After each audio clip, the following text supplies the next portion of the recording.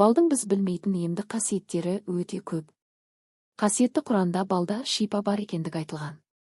Раббың бал арасына былай деп уахи етті: таулардан, ағаштардан және адамдар салған күркелерден өзіңе ұя жаса.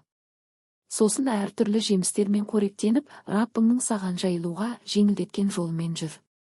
Араның қарынынан түрлі түсті бал шығардық, онда адамдарға шипа бар делінген. Әлбетте, мұнда ойланған қауым үшін ғибрат жатыр. Достар, каналға тіркеліп лайк баса кетіңіз.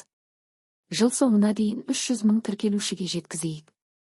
Достар, ең көп лайк жинаған көрерменге және ең күшті жазылған комментарийге 10 000 теңге сыйға беретін боламыз. Қазақ тілді арнаның дамуына үлес қоса кетіңіз. Ендеше бастадық. Балдың құрамы мен қуаты жөнінде сөз қозғағанда тағы да оның тарихына қатысты мағлұматтарды сырт айналып өте алмаймыз. Бұл өнімнің құнарлылығын әйгілі математик, ғалым Пифагор өз естеліктерінде «Менің ұзақ өмір сүргенім балдың құдіреті» деп тамсанса, философ Демокрит те өзінің бір ғасырлық ғұмырының өлшемін бал өніммен байланыстырған. Білікті дәрігерлердің пікірінше, балды дәрумен ретінде еңбектеген баладан еңкейген қартқа дейін пайдаланғаны дұрыс, себебі бал шипалы тағам. Құрамында адам ағзасына өте қажетті 70-тен астам зат бар. Бал жайлы мағлұматы аз деген жандардың өзі түрлі аурулардың алдын алуда оны жиі қолданады. Мәселен, жөтел тигенде сүтке қосып ішу, моншаға түскенде денеге жағу, бет терісін жұмсарту секілді қарапайым адамдардың өздері ақ білетін рецепттер жетіп артылады. Демалу арқылы балды ағзаға енгізу қолдану ісі ерте кезде дамыған. Ингаляциялағанда бал мұрынның кілегей қабығы мен кеңірдекке ғана әсер етіп қоймайды, өкпенің альвеолы арқылы қанға түсіп, денсаулықты нығайта түседі.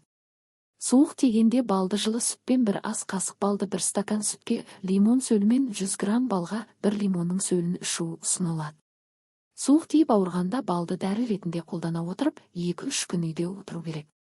Себебі бал қатты терлетеді. Сондай-ақ шайнекте қайнап тұрған суға бір ас қасық бал қосып, ауыз бен мұрынды булау тамақтың қызарғанын басады. Гиппократ бал ішімдігі қақырықты түсіріп, жөтелді басады деп жазды. Ибн Сина туберкулез басталған кезде раушан гүлінің жапырағы мен бал қоспасын қолдануды ұсынды. Бұл қоспаны күндізгі сағат 12-ге дейін қолдануды тиімді деп санады. Балға қосылған орман жаңғағы да үздік создық жөтелден сауықтырып, қақырық түсіреді. Осы арқылы бал ағзаның туберкулез инфекциясына қарсы күресіне көмектеседі. Жүректің қалыпты жұмыс істеуі үшін глюкоза қажет. Балды қолдану жүректің бұлшық етіне жақсы әсер етеді. Себебі онда жеңіл сіңетін глюкоза өте көп. Балдың құрамында диастаз ферменттері болғандықтан ол жүрек маңы майларын жояды. Сондықтан жасы үлкен адамдар мен жүрегі ауыратындарға бал жеу насихат етіледі. Неміс дәрігерлерінің айтуынша, балдан тіпті қант ауруымен ауырғанда да бас тартуға болмайды. Өйткені фруктозаны немесе ара балын енгізгеннен кейін жүректің қызметі жақсарады. Тәулігіне 50 немесе 140 граммнан орташа есеппен 70 граммнан ұзақ уақыт бойы 1-2 ай бал жеу жүрегі қатты ауыратын адамдардың көңіл күйін көтеріп, оның қан құрамын қалпына келтіреді. Сонымен бірге гемоглобинді өсіріп, жүрек қан тамырларының айналымын жақсартады. Балды асқазан жарасын емдеу үшін де қолданады. Мұндай жағдайда балды тамақ ішуден 1,5-2 сағат бұрын немесе тамақтан соң 3 сағаттан кейін жеу қажет. Ең дұрысы, ертеңгі және түскі тамақтың алдында 1,5-2 сағат бұрын, кешкі тамақтан соң 3 сағаттан кейін жеген жөн. Оны қайнаған жылы суға ертіп ішуде жақсы нәтиже береді. Суға ертілген балды жылылай ішу асқазан сөлін сұйылтып, оның шекті тітіркендірмей тез сіңуіне көмектеседі. Керісінше, балдың салқын ертіндісі қышқылдылықты арттырып, асқазандағы асты бүгейді де шекті тітіркендіреді. Жүйкесі шаршаған адамдардың күш қуатын қалпына келтіру үшін кешке қарай 1 қасық бал және жарты лимон сөлі қосылған 1 стақан ыстық су ішу немесе 2 ас қасық бал жеу керек. 1 стакан бал суынан артық ұйқы келтіретін дәрі жоқ көрінеді. Қан қысымы көтерілгенде де зығырдан 50 грамм, балдан 60 граммды 220 грамм қайнаған суға қосып күніне 2 рет ішсе қан қысымын төмендетеді. Бал құрамындағы глюкоза бауырдың да жұмысын жақсартады. Глюкоза тін жасушаларын қоректендірумен бірге бауырдағы глюкоген қорын арттырады. тіндік алмасу жұмысын жақсартады. Оны белгілі бір мөлшерде ақ ірімшікке, сәбізге, лимон шырынына қосып жеген дұрыс. Кейде тұрыптың ішін үңгіп, оған балды толтырып қойып, 3-4 сағаттан соң дайын болған шырынды өт жолы ауыратын ересек адамға бір ас қасықпен, ал балаға шай қасықпен күніне 2-3 рет беру керек. Мұндай әдіс өт жолымен бүйректе құм, тастың жиналуынан сақтайды. Бүйрек ауруына балдың пайдалы болу себебі, онда бүйрекке өте зиянды ақуыз аз. Ал тұз мүлде болмайды. Бүйректе қиыршық тас бар болса, балды зәйтүн майы мен лимон сөліне араластырып, бір ас қасықтан күніне 3 реттен ішкен дұрыс. Бал құрамындағы глюкоза бүйректің қатты қабынуы кезінде бұзылған қан мен тін арасындағы осмотикалық тепе-теңдікті реттейді. Бет, жақ сүйек операцияларынан кейін ерекше диета қолдануға тура келеді. Шайнау толық мүмкін болмаған әрі, жұту қиындаған жағдайда ара балы таптырмайтын тамақ. Мұны ауру адамға итмұрын тұнбасының ертіндісіне, жемістен алынған сөлге қосып беруге болады. Науқасқа ақ ірімшік, жұмыртқаның сары уызы және қаймақпен араластырылған сұйық бал берген дұрыс. Сұйық балды жегеннен кейін-ақ ауыз ішін дезинфекциялаудың қажеті жоқ. Сондай-ақ ол жарақаттың жазылуына да қолайлы әсер етеді. Бал ластанған жаралардың тазарып, жазылуына, ал балық майы жараның тез бітіп кетуіне ықпал етеді. Жараның жазылуына балдың антибиотикалық заттарының пайдасы ерекше. Балдың әсерімен жараға қан мен лимфаның келуі күшейеді. Лимфа өздігінен бактерияларды жуып шайып кетеді. Балықтың майына қосылған бал асқынған жарақатты оңай жазады. Аузы улған адам бал жесе тез айығатыны белгілі. Бал күйген жерге де пайдалы. Күйікке балды күніне 2 рет жағып отыру керек.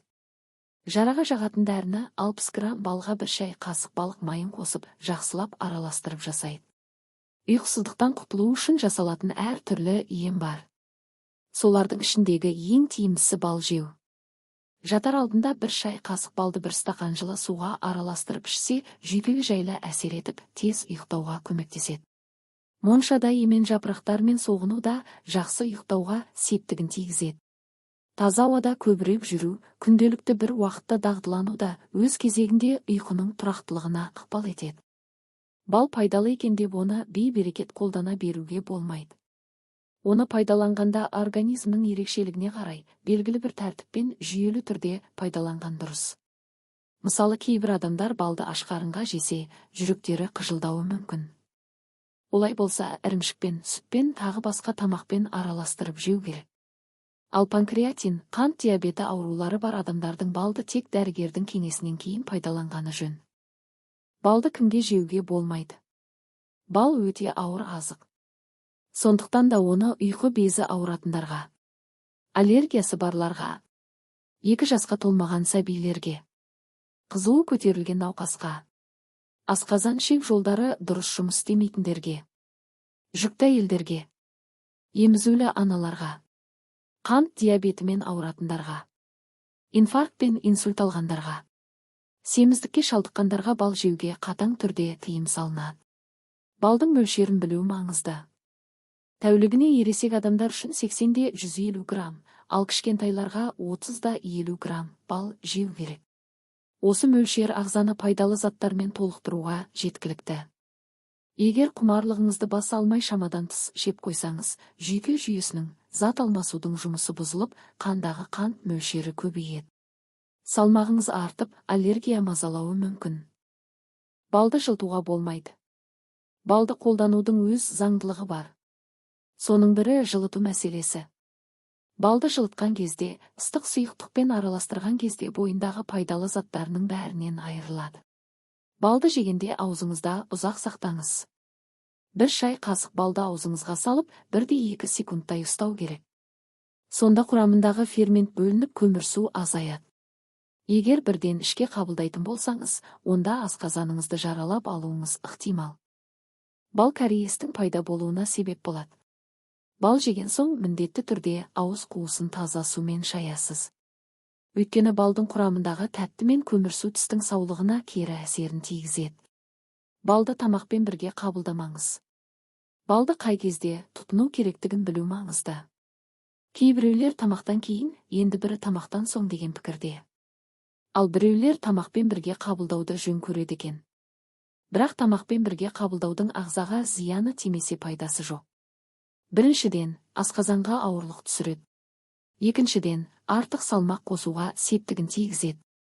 Достар, бал туралы керекті ақпарат алды деген ойдамын. Каналға тіркеліп достарыңызбен бөлісе кетіңіз. Келесі видеода көріскенше.